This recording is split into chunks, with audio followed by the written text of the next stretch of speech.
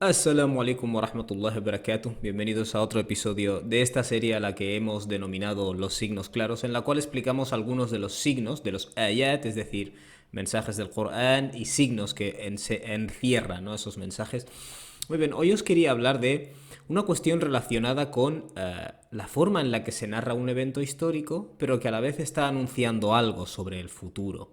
Muy bien, aunque tengáis un conocimiento bastante eh, básico de la biografía del profeta salam y la cronología en la que el Corán fue revelado, todos sabemos que cuando el Corán empezó a descender en la ciudad de Mecca, una de las razones por las que las personas que estaban allí, digamos, dirigiendo, ¿no?, la Kaaba, se opusieron a este mensaje es porque este mensaje del Islam menospreciaba a los ídolos, ¿no? En esencia, menospreciaba la idolatría, y la Kaaba estaba rodeada de ídolos. Ídolos que cada año iba la gente de toda la península arábiga a peregrinar, ¿no?, y a visitar. Entonces los Quraysh tenían un interés en que los ídolos sigan estando alrededor de la Kaaba. Ellos pensaban, bueno, si desaparecen los ídolos de aquí, la gente dejará de venir a peregrinar y perderemos, en primer lugar, nuestro estatus y nuestra posición ante los árabes de toda la península, y perderemos obviamente un importante factor de ingreso económico en este caso. Y obviamente después de que los musulmanes migraran a Medina, esto esencialmente sigue siendo así. Los árabes, los Quraysh de Mecca, piensan que la idolatría es esencial para no perder, digamos, toda la visita que recibirán de diferentes puntos de la península arábiga. Muy bien, esto es interesante. ¿Por qué?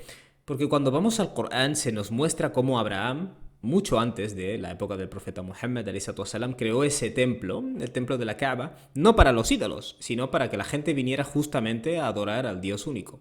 Entonces, ¿qué es lo que ocurre? Que interesantemente, tal y como se plantea en el Corán, desde que se creó la Kaaba, hay una intención, cuando se hizo como un templo para el Dios único, de que viniera gente de todo el mundo a peregrinar en ese templo. En las propias palabras del Corán, si nos vamos al Suratul Hajj, el Sura 22, Aya 26, veremos esencialmente que Dios dice lo siguiente: وَإِذْ بَوَّأْنَا لِإِبْرَاهِيمَ مَكَانَ الْبَيْتِ, es decir, recuerda, ¿no?, este evento histórico cuando le señalamos a Abraham el lugar o el emplazamiento para el templo, para la casa, el Beit, «La tushrik bi shay'a», de tal manera que no se adore a ningún otro junto a mí, está diciendo Dios, ¿no?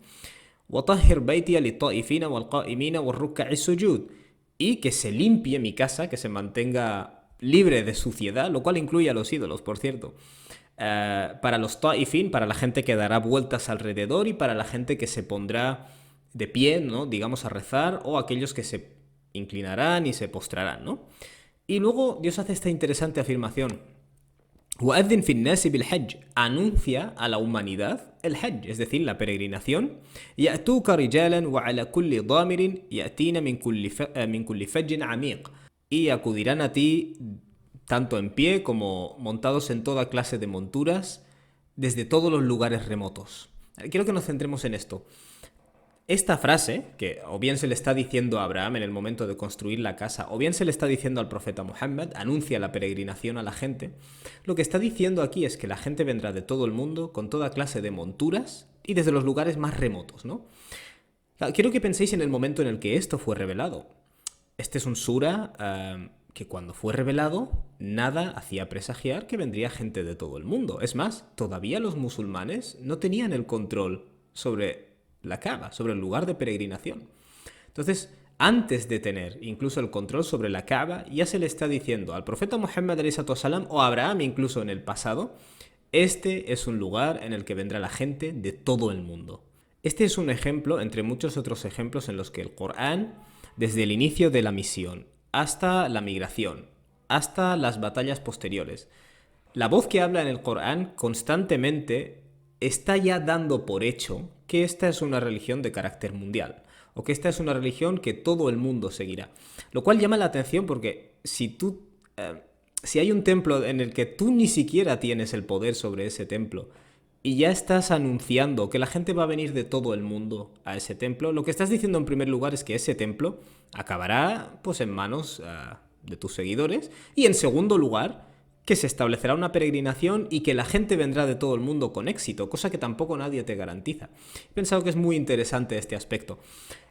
Obviamente el signo, porque aquí claramente se está profetizando que la gente vendrá de todo el mundo a hacer el Hajj, en un momento en el que los musulmanes ni siquiera tenían el control de la Kaaba, y en el cual los Quraysh pensaban que si perdían el control de la Kaaba y se iba la idolatría de ahí, nadie iba a hacer caso a ese templo. Fijaos, Dios ya está diciendo, vendrán de todo el mundo, y vendrán en toda clase de monturas, y vendrán de pie. Toda clase de monturas, de nuevo, llama la atención. La gente ha ido a hacer el Hajj a lo largo de la historia, de pie, en camellos, en burros, en coches, en autobuses, en trenes, en aviones, etcétera, etcétera, etcétera. Inshallah iremos viendo muchos de estos ayat en los cuales la voz que habla en el Corán claramente sabe qué pasará en el futuro, contra todo pronóstico, porque en un momento en el que, por ejemplo, los musulmanes son perseguidos, ya se está hablando de cuando esta religión prevalezca. O sea, ya no es solo si sobreviviremos o no. Espero que hayáis encontrado beneficio, una pequeña perla del Corán. Barakallahu fikum, compartid este vídeo, por favor. Wassalamu alaikum wa rahmatullahi wa barakatuh.